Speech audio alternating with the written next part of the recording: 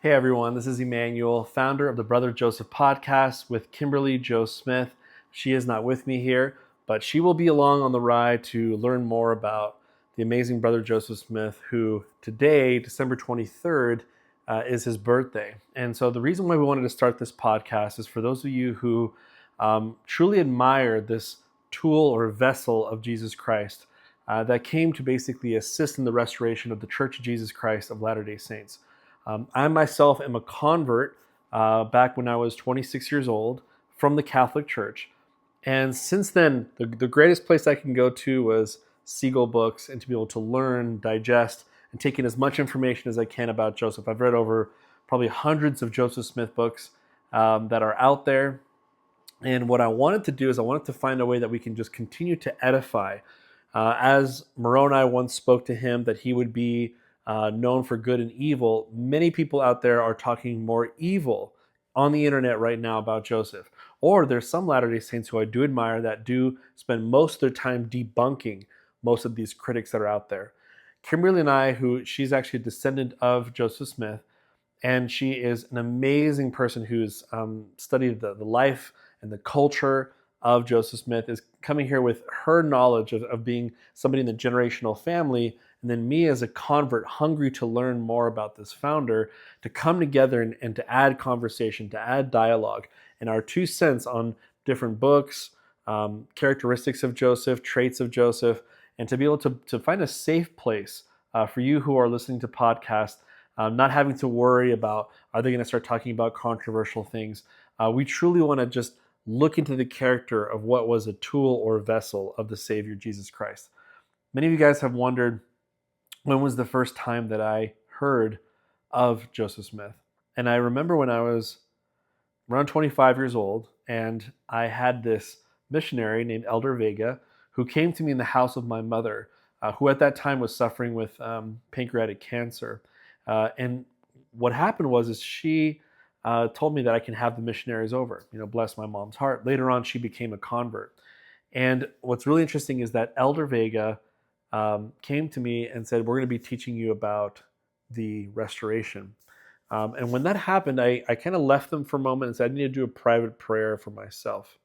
And in my heart, I said something to the extent of, I need the person who's going to tell me about this restoration to look at me directly in my eyes and to never waver, to not look away, and to look almost like as if like nothing could interrupt our very, very honest private conversation we're having.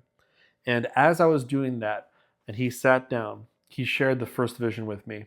And during that time, I just looked into his eyes, and it was really amazing because he was of my same culture. He's Hispanic, but he had these very light, luminous blue eyes. And I remember him just staring into me and just talking and sharing the whole first vision.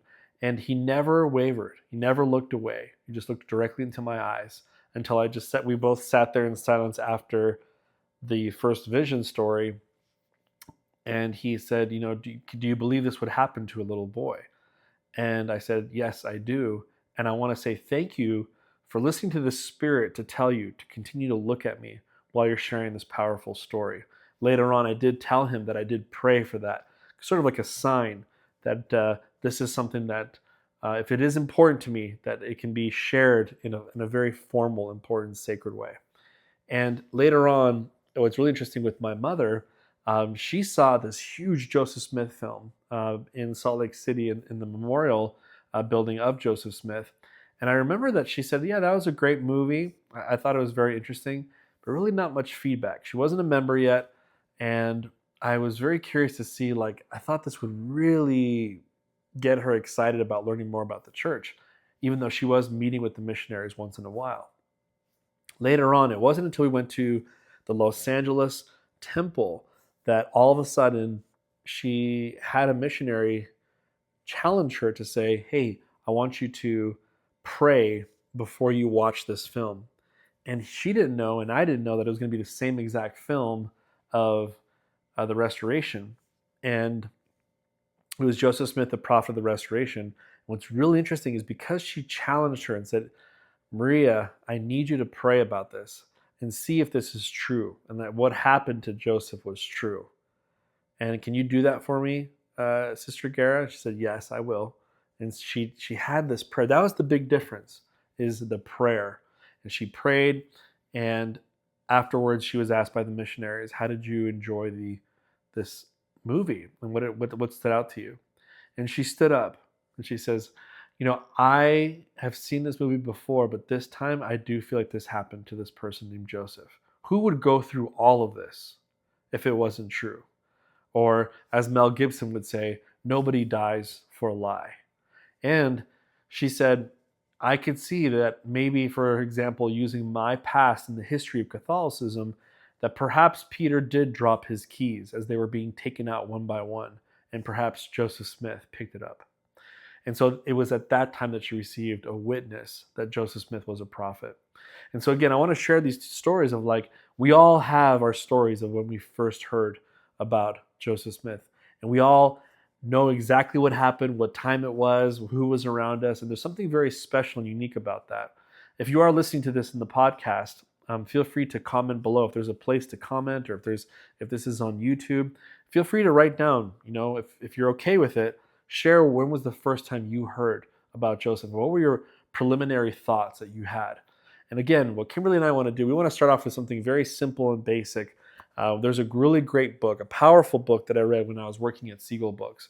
And it was called Joseph Smith, the Prophet, or it was called The Prophet by Truman G. Madsen.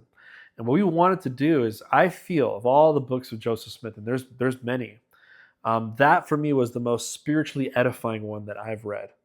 And so we wanted to start off and basically have us read a chapter, and then we just extract the best parts of it. And you, who are family listening to the podcast, maybe you want to follow along. Maybe you haven't read The Prophet by Truman G. Madsen, and you want to go follow along with us, and you can. And then you can get your feedback, and you can put your comments on the YouTube page. And what we want to do is, we want to just, again, create these videos and videos and videos of us examining, again, the tool of Jesus Christ, which was Joseph, the great seer. They say that if you want to see Jesus Christ, use a magnifying glass, which is Joseph Smith. We want to kind of examine this magnifying glass that God used. And so this is your podcast if you are someone that appreciates and honors what Joseph Smith did. You've arrived, you've landed. This is going to be a safe space, and we are always going to talk about powerful characteristics, powerful traits from friends, from enemies, from members, from non-members, who have either heard of Joseph or have talked about Joseph or have written in their journals about Joseph, which there are many there too. And so we look forward to kind of going on this journey with you. And why are we doing this? That's the real question. Why are we doing this? And the reason why is because we plan, Kimberly and myself, on making a TV series called Brother Joseph. And this series is going to be very similar to the show The Chosen. And the reason why is because I feel like we are in an age where we are looking for complete transparency and authenticity. And so far, many of the movies that come out as sort of rose-colored movies that we've seen are Hallmark-like movies. Nothing has really shown like the real type of individual conversations that are happening sometimes in the church. And I feel like that is what's missing in our faith, is a TV show that just puts all the cards on the table and says, this is who Joseph was. Take it or leave it, friend or foe. And that is something that we want to leave as a legacy for Joseph. I believe he deserves that. It's 200 plus years since the restoration. I think it's time that Joseph had something where it really showed him not as a gold statue, but as someone that walked the earth just like Jesus. He made his mistakes, he made his errors, but nonetheless he was a prophet of God. And where is that show? It hasn't been made yet. So part of the reason is we want to create this podcast to create awareness for this show. And if you are somebody that wants to support us in any way, look up brotherjosephpodcast@gmail.com, or feel free to email us again at brotherjosephpodcast@gmail.com. Kimberly and I will respond to you in that email if somebody wants to donate to us or help us in our cause. And we also plan on launching a Brother Joseph conference. And in this conference, we will have amazing speakers, top people who study Joseph Smith, to come down. And again, not to dive really deep into crazy history. What we're looking for is what has Joseph Smith meant to you? What characteristic or trait do you appreciate? And let's show examples of different parts of Joseph Smith's life that really brings an edifying spirit to Brother Joseph. So we look forward to going on this journey with you. This is our first episode for our podcast, and in the next one, you will notice we are already jumping into the Prophet by Truman G. Madsen, and we're going to go chapter by chapter. Feel free to follow along with us. We look forward to it. Make sure to subscribe. Make sure to put the bell with the little ring sign on it. That way, you're very well aware of our weekly episodes we are going to present. So we look forward to being with you in this journey. And we also look forward to providing any type of value that we will hear a lot of feedback from you guys, any type of value you guys would like to see. Kimberly and I are very, very open to this. And so we look forward to communicating with you and connecting with you.